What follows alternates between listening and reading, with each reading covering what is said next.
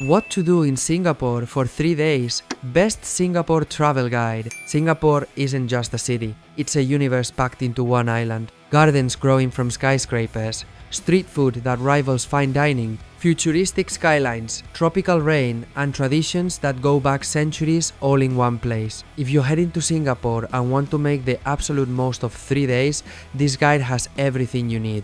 Smart routes, real highlights, local spots, no fluff, no confusion, and no time wasted. Let's get into the perfect 3-day plan. Day 1 gardens, Marina Bay, and rooftop nights. Start your trip around 9:30 in the morning at Gardens by the Bay. This isn't just a park, it's a world of glass domes, indoor waterfalls, and the famous Super Tree Grove, giant tree-like structures that look like they're from another planet. Head first to the cloud forest.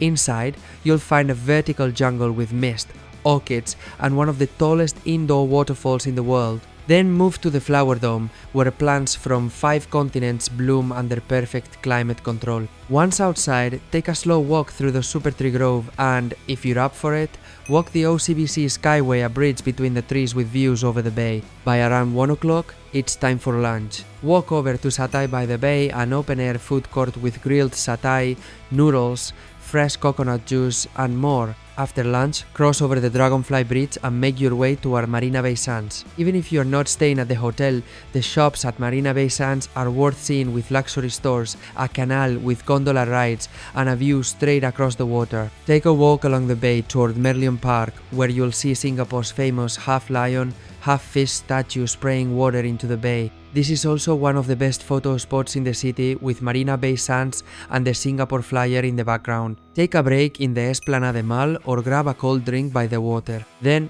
around 6 in the evening, go back to Marina Bay Sands and take the elevator up to C'est La Vie or the Sky Park observation deck. From here, watch the sun set behind the skyline. As the city lights turn on, you'll see the entire bay glowing below you. Stay for dinner at the rooftop restaurant or head back down and walk to Lau Pasat, one of the city's most iconic hawker centers. Try chicken rice, char kway teow, or roti prata dishes locals eat every day. And if you're still out after 10 at night, catch the Garden Rhapsody Light and Sound Show back at the Super Tree Grove. It's free, it's magical, and it closes your first day perfectly. Day 2 culture, street food, and futuristic lights. Start day 2 around 10 in the morning at Chinatown. Walk through Pagoda Street, filled with lanterns, temples, and local shops. Visit the Buddha Tooth Relic Temple, it's free to enter, and the rooftop garden is a peaceful escape from the busy streets. Next, head to Maxwell Food Center for a late breakfast or early lunch. This is one of the most famous hawker centers in Singapore.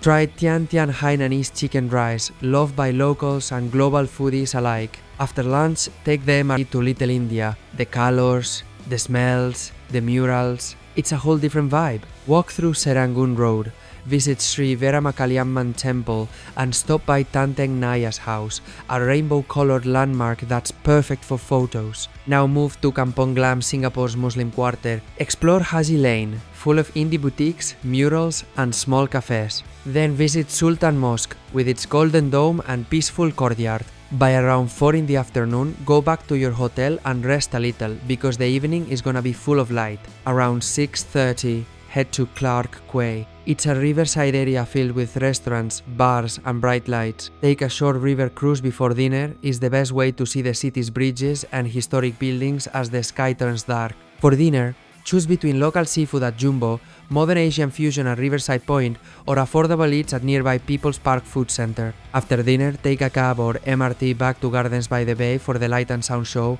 if you missed it on day 1, or just walk along the Helix Bridge and enjoy the view. End the night at One Fullerton with a drink by the water and the city shining all around you. Day 3 wildlife, neighborhoods, and sky views. Your final day starts earlier, around 8 in the morning at the Singapore Zoo or the River Wonders. They are located in the same complex just outside the city, and both are incredible. Singapore Zoo is known for its open habitats, and River Wonders includes a giant panda forest and river-themed zones from around the world. If you're more into tropical plants than animals, you can swap this plan and visit the Singapore Botanic Gardens, instead a UNESCO-listed paradise of lakes, orchids, and shaded paths. By about 1 in the afternoon, return to the city and grab lunch at Newton Food Center, made famous by the movie Crazy Rich Asians. It's got chili crab, satay, stingray, noodles, and more under open skies and surrounded by locals. After lunch, head to Orchard Road for a little shopping or just to walk through one of Asia's most famous shopping streets. In the late afternoon, take a break in Fort Canning Park, just above Clark Way. It's full of history, nature, and peace. Now comes the perfect way to end your trip. Go to Mount Faber around 5:30 in the evening, take the cable car from Harbourfront and float above the city all the way to Sentosa Island. You'll see ships in the harbor, jungle below, and skyscrapers in the distance. Stay in Sentosa for a relaxed dinner by the beach. Places like Coastes or Ola Beach Club offer food with your toes in the sand. And if you want one last view, ride the cable car back just after 9 at night when everything's lit up. It's calm, it's high, and it's pure Singapore magic. Let's quickly go over the full route. Day 1 gardens, Marina Bay, rooftop views, and hawker nights. Day 2 Chinatown, Little India, Kampong Glam, and river cruising. Day 3 wildlife, shopping, hill views, and a sunset ride over the city. Singapore doesn't shout, it glows. It's precision and personality, it's flavors and flow. It's where cultures meet and everything works. And if you follow this guide, you'll see it all. You'll move like a local, and you'll leave already planning your return. And remember, the video description contains useful resources that can save you time and money. Below, I've included tools I use myself that might be very useful. Don't forget to check out the description where you'll find links to recommended services and comparison sites. And if this video helped you plan your trip, give it a like and subscribe to continue exploring the world in a practical and authentic way.